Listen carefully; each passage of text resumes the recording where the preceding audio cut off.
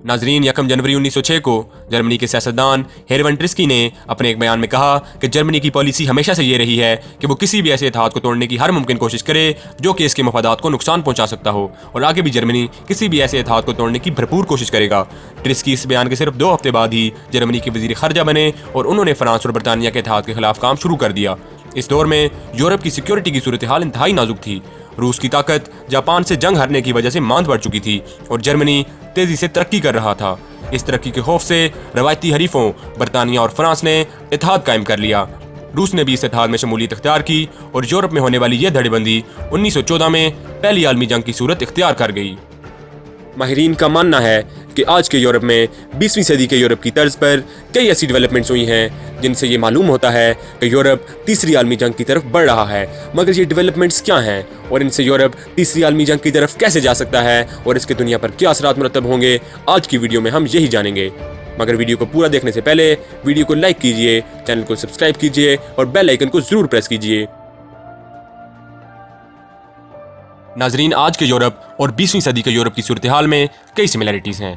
पहली आलमी जंग यूरोप में जर्मनी की बढ़ती ताकत और इलाकाई कुव्वतों की इस ताकत के रिस्पॉन्स की वजह से हुई। जब ओटो वन बिस्मार्क 1862 में आज के जर्मनी और उस वक्त के प्रूशिया के सदर बने तो जर्मनी एक इंतहाई कमजोर मुल्क था। मगर बिस्मार्क की जारहाना सिफारतकारी और तीनों जंगों में फतह ने एक मजबूत जर्मनी को जन्म दिया। बिस्मार्क की हुक्मरानी के आखिरी 20 साल यूरोप में अमन रहा क्योंकि बिस्मार्क ने अपनी तमाम तवज्जो जर्मनी की अंदरूनी तरक्की पर लगा दी। इस मजबूत और तेजी से तरक्की करते जर्मनी की हुक्मरानी जब विल्हेल्मीन के पास आई तो उन्होंने जर्मनी को सुपर पावर बनाकर ग्लोबल इन्फ्लुएंस हासिल करने की कोशिश की। नाजरीन, ओटो वन बिस्मार्क की ही तरह रूसी सदर पुतिन को भी सन 2000 में रूस तारीख की कमजोर तरीन हालत में मिला। रूस सोवियत यूनियन के वक्त से बहुत बड़ी जमीन और रकबे से हाथ धो बैठा था। इसकी मैशियत तारीखी गिरावट का शिकार थी। रूस के करोड़ों लोगों का लिविंग स्टैंडर्ड गिर चुका था और इसका आलमी ताकत का रुतबा भी खत्म हो चुका था। रूस ने सोवियत यूनियन के टूटने के बाद पहले तो अपनी मैशियत को ट्रैक पर लाने की कोशिश की और पुतिन के इक़्तिदार में आने के बाद फिर से ग्लोबल इन्फ्लुएंस की जद्दोजहद शुरू कर दी। 2014 में क्राइमिया पर कब्जा और अब यूक्रेन पर हमला इस बात का वाज़ेह सबूत है कि तारीख खुद को दोहरा रही है। 20वीं सदी में यूरोपीय ताकतों ने जर्मनी को खित्ते में ताकत के तवाज़ुन के लिए खतरा समझते हुए जर्मनी को रोकने के लिए इत्तेहाद कायम किया, तो जर्मनी ने इस इत्तेहाद को कमजोर करने के लिए हर मुमकिन कोशिश की। 1905 और 1911 में होने वाले मोरक्को क्राइसिस और 1908 में किए जाने वाला बोस्निया पर हमला इन कोशिशों की मिसालें हैं। जिस तरह जर्मनी 20वीं सदी में बरतानिया, रूस और फ्रांस के इत्तेहाद से खाइफ था, इसी तरह 21वीं सदी का रूस नेटो से खाइफ है।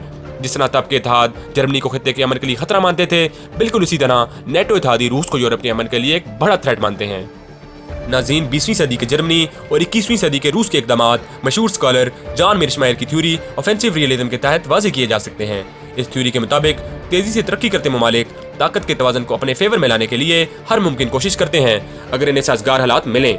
इस तरह पहले से मौजूद ताकतें ये कोशिश करती हैं कि इनका स्टेटस को बरकरार रहे और बैलेंस ऑफ पावर भी कायम रहे। ये मुखालिफ कोशिशें जल्द या बदेर जंग की सूरत इख्तियार कर जाती हैं। पुतिन ने बिल्कुल ऐसे ही ऑफेंसिव इक़दामात लिए हैं। उन्होंने जॉर्जिया में फौज भेजकर इसके नेटो में शामिल होने की तमाम उम्मीदों पर पानी फेर दिया है। उन्होंने क्राइमिया बगैर जंग के हासिल किया, बशार अल असद की हुकूमत को बचाने के लिए शाम में फौजें भेजी और नगोना कारबाख में अमन लाकर वस्ती एशिया में अपना खोया हुआ मकाम वापस हासिल किया। इन तमाम कामयाबियों ने जब रूस का एतमाद बढ़ाया तो पुतिन ने यूक्रेन पर फौजी हमला कर दिया।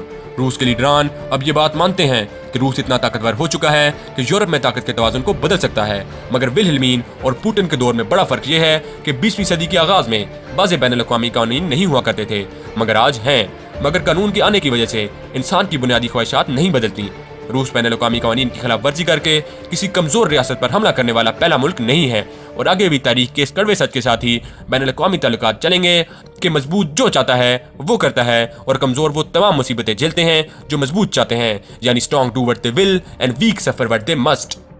नाजरीन, यूक्रेन में जंग को 9 महीने हो चुके हैं और इस जंग का अभी तक कोई वाज़ेह फातेह नहीं बना। रूस इस जंग के जरिए अपने इलाकों में तोसी करके नेटो और अपने दरमियान एक बफर जोन कायम करना चाहता है। रूस अपने इलाके बढ़ाने में तो कामयाब हुआ है, मगर जंग की तवालत की वजह से यूक्रेन पर हमले से पहले वाली ताकत को खो बैठा है।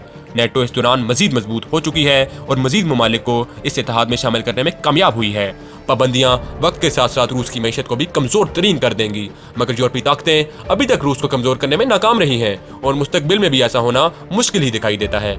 मगर मुस्तकबिल करीब में यूरोप का अमन दीवाने का ख्वाब है। यूक्रेन में जंग के थमने के बाद भी ये मुकाबला जारी रहेगा और इस बार का कन्फ्लिक्ट जोहरी हथियारों की मौजूदगी की वजह से मजीद खतरनाक साबित हो सकता है और एक तीसरी आलमी जंग के शुरू होने के इम्कानात को रद्द नहीं किया जा सकता। तो नाजरीन, आपको ये वीडियो कैसी लगी कमेंट्स करके जरूर बताइएगा, वीडियो को लाइक कीजिएगा और चैनल को सब्सक्राइब करना मत भूलिएगा।